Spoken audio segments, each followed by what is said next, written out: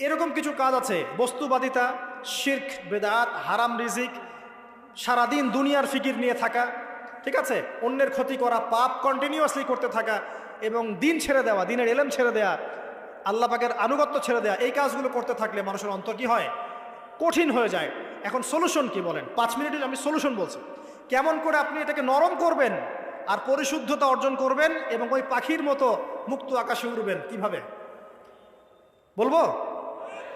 1 number, অবশ্যই শিরক ত্যাগ করতে হবে। কি করতে হবে? শিরক ত্যাগ করতে হবে। আল্লাহ পাকের তাওহীদের উপর থাকতে হবে। আল্লাহ পাক তৌফিক দান করুন। লং কিছু বলার সময় নেই আমার হাতে, একটা বই বলছি, কিতাবুত তাওহীদ। কি নাম?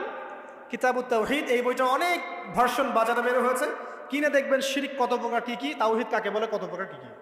যেটা বুঝবেন না মাদ্রাসা চলে যাবেন, আলেম ওলামার কাছে গিয়ে জিজ্ঞাসা করবেন, হুজুর এটা বুঝি নাই। ঠিক আছে?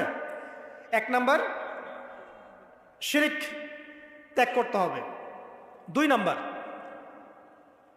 আপনাকে তাওহীদে থাকতে হবে। দেখ, অন্তর নরম করার কথা বলছি। 2 নাম্বার, সুন্নতের উপর আমল করতে হবে। ওই যে পাখির কথা বললাম, যে সকালবেলা বের হয় আর সন্ধ্যাবেলা কি করে? বাসায় ফেরে। খালি পেটে বের হয়, ভরা পেটে বাসায় ফেরে। তার মানে আমাদেরকেও সকাল সন্ধ্যাটা কাটাতে হবে নবী সাল্লাল্লাহু আলাইহি ওয়াসাল্লামের সুন্নত অনুযায়ী। যখন তিনি ঘুমাতেন তখন ঘুমাবেন, যখন উঠতেন তখন উঠবেন, বাকি কাজ যেমন করে করতেন তেমন করে করবেন, তখন অন্তর ইনশাআল্লাহ নরম হয়ে যাবে। ঠিক আছে ভাই? 2। 3 নাম্বার, 5 ওয়াক্ত নামাজ জামাতে। নামাজ আপনাকে যে কোনো পাপ থেকে বাঁচাবে ইনশাআল্লাহ। ভাই জেনা করছেন, নামাজ পড়েন। পর্নোগ্রাফি দেখেছেন, তাও তওবা করে নামাজ পড়েন। আপনি হারাম অ্যাফেয়ার্সে আছেন, হতাশ হয়েন না, নামাজ পড়েন। গোনা ছাড়তে পারছেন না, নামাজ পড়েন। সুদ খাচ্ছেন, নামাজ পড়েন। আপনি বেপর্দা চলছেন, তাও নামাজ পড়েন। আপনি অন্যের হক নষ্ট করেছেন, তাও নামাজ পড়েন। যে পাপই করেছেন, নামাজটা পড়েন। নামাজ আপনাকে সমস্ত পাপ থেকে বাঁচিয়ে রাখবে ইনশাআল্লাহ।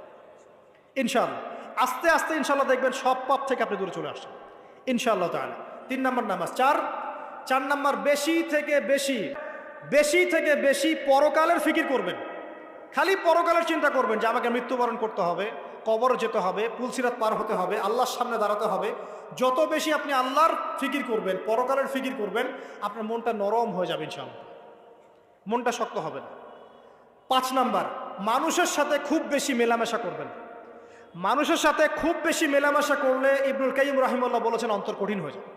কারণ মানুষ আপনাকে গীবত করাবে, হ্যাঁ, মানুষ খারাপ কাজে নিয়ে যাবে, বেফাস কথাবার্তা বলবেন, হয়তো বেফাস কাজ করবেন, ফুজুল কি বাত করবেন, এগুলো করতে গিয়ে আপনি দেখবেন অন্তর কঠিন হয়ে গেছে। এত বেশি মানুষের সাথে মেলামেশার দরকার নাই, প্রয়োজন যতটুকু অতটুকু করবেন। ঠিক আছে? আল্লাহ পাক তৌফিক দান করুন, আমিন। কয়টা বললাম? 5। 6, আমার সবচেয়ে প্রিয় নসিহত, প্রত্যেক দিন মিনিমাম 1 ঘন্টা করে কোরআন তেলাওয়াত করবেন বুঝে। আমি বলিনি না বুঝে করলে কোনো নেকি হবে না, প্রত্যেক হরফে 10 নেকি হবেই হবে, কিন্তু আপনি করবেন বুঝে ইনশাআল্লাহ। যখন বুঝে আপনি প্রত্যেক দিন 1 পারা করে বা 1 ঘন্টা করে কোরআন তেলাওয়াত করবেন, আপনার কলিজা, আপনার কলব নরম হতে বাধ্য এবং আপনার অন্তরে আল্লাহ নূর নেমে আসবে ইনশাআল্লাহ। দেখবেন আপনার কলব থেকে সমস্ত এই যে পঙ্কিলতা, কলুষতা ইনশাআল্লাহ চলে যাবে ইনশাআল্লাহ তাআলা। 2টো জিনিস অন্তরকে পবিত্র করে ফেলে, এক হচ্ছে কোরআন তেলাওয়াত, আর এক হচ্ছে বেশি থেকে বেশি আল্লাহর জিকির এবং ইস্তেগফার। তো কোরআন তেলাওয়াত বাড়িয়ে দেন। আল্লাহ পাক সবাইকে কোরআন তেলাওয়াত করার তৌফিক দান করুন, আমিন। যারা শেখেন নাই আজকে ওয়াদা করেন যে কোরআন আপনারা বিশুদ্ধ করে পড়া শিখবেন, ওয়াদা করেন। আগামী রমজান আসার আগেই 1 খতম দেওয়া চাই, পারবেন? এবং কোরআনের চর্চা বাড়িয়ে দিবেন। প্রত্যেক দিন কিছু করেন না করেন কোরআন তেলাওয়াত করতে হবে, ঠিক আছে? আল্লাহ পাক তৌফিক ইনায়াত করুন, আমিন। আর বুঝে পড়ার চেষ্টা করবেন। একটা সহজ তাফসির বলে দিই, মারিফুল কোরআন বাসায় আছে না?